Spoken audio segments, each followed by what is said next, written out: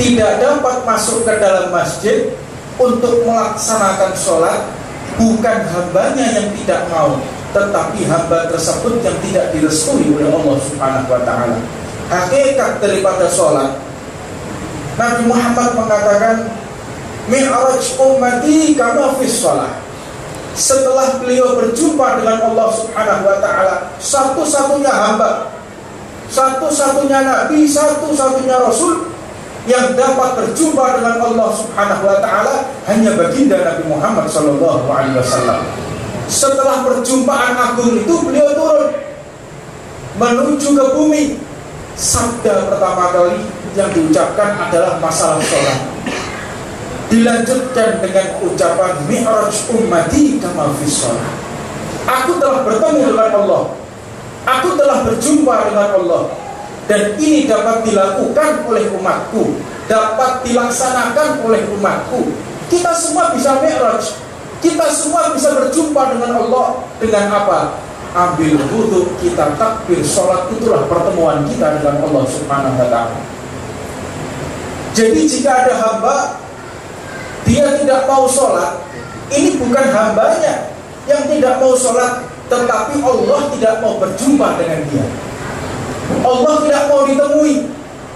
Allah tidak mau hamba tersebut dekat kepada diri beliau. Tidak mau Allah, disingkirkan hamba tersebut. Barometer dari keimanan kita tergantung sholat, bukan sedekah, bukan puasa, bukan haji dan umrah, bukan. Tetapi bagaimana khusyuknya ketika kita sholat, bagaimana tepatnya waktu kita sholat. Ini adalah barometer bagaimana posisi kita di hadapan Allah.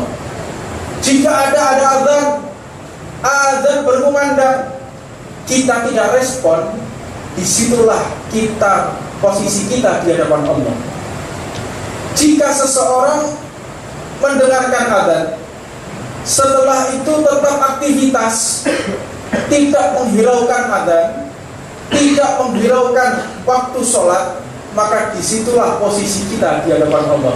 Berarti kita tidak diridhoi oleh Allah Subhanahu wa ta'ala. Kemuliaan ketika kita dapat sholat 5 waktu pada waktunya, maka kita bisa mengukur apakah kita ini hamba yang diridhoi atau dimurkai. Tergantung bagaimana tata letak kita sholat. Kalau sholat kita tepat waktu, maka disitulah kita manusia yang dimuliakan oleh Allah. Tapi kadang-kadang sholat ini dibuat alasan. Waktunya ngerjakan tugas, Pak sholat Pak, ini alasan rupanya yang gak begini biasanya. Nah, jadi yang dimaksud sholat tepat waktu, yakni khusus daripada kita, Tentara Nasional Indonesia. Ini jika kita tidak dalam keadaan bertugas atau tidak ada tugas-tugas yang penting negara, boleh ditinggalkan sholat itu, saking pentingnya. Dalam artian begini, jika kita dalam keadaan latihan, kita dalam keadaan tugas, maka sholat tersebut bisa kita laksanakan untuk mundur, tidak tepat pada waktunya. Ini kita membahas bagaimana kemuliaan Tentara Nasional Indonesia.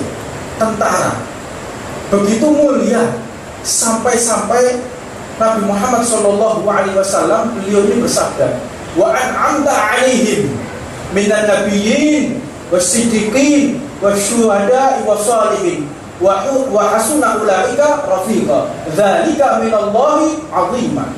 Jadi kemenangan kita sekali lagi bukan karena kita, pertolongan Allah Subhanahu wa ta'ala.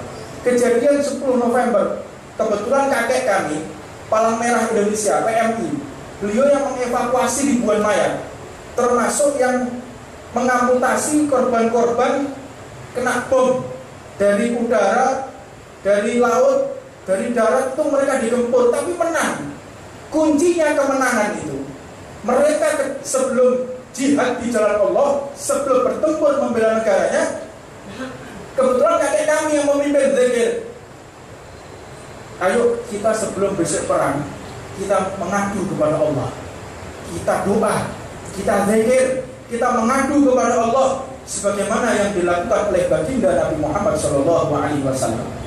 Disiapkan pasukan yang bagian paling depan yang nggak pernah maksiat, bagian yang kedua yang abu-abu nggak jelas, bagian yang ketiga yang pernah minum. Nah, yang pernah minum di belakang, yang minum di belakang, nggak usah ikut-ikut ke depan ya. Tapi kalau di sini yang minum aja taruh depan biar mati duluan. Jadi di dalam peristiwa 10 November itu di Surabaya itu nggak masuk akal bisa menang. Sampai satu riwayat di dalam tabloid asing, dalam tabloidnya Indonesia of Heritage kalau kami tidak salah, itu diceritakan satu jenderal dia tertancap bambu runcing di kapal selam. Ini kan tidak masuk akal yang kayak begini. Mana bisa? Masa bambu runcing mau dilempar masuk ke dalam kapal selam begitu? Nggak bisa. Ini pertolongan Allah Subhanahu Wa Taala. Terutama negeri Indonesia. Indonesia ini menang karena pertolongan Allah Subhanahu Wa Taala sesuai dengan Undang-Undang Dasar 45. Sangat jelas sekali atas berkat rahmat Allah kita bisa merdeka ini atas berkat rahmat Allah, bukan atas berkat perjuangan kita. Tidak ada.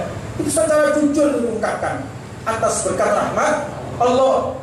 Makanya kalau kita mau menang, pancing rahmatnya Allah, gapai rahmatnya Allah, kita akan menang. Untuk itu yang singkat ini kita bisa bertemu. Udah waktunya kayak ini, udah isya ya.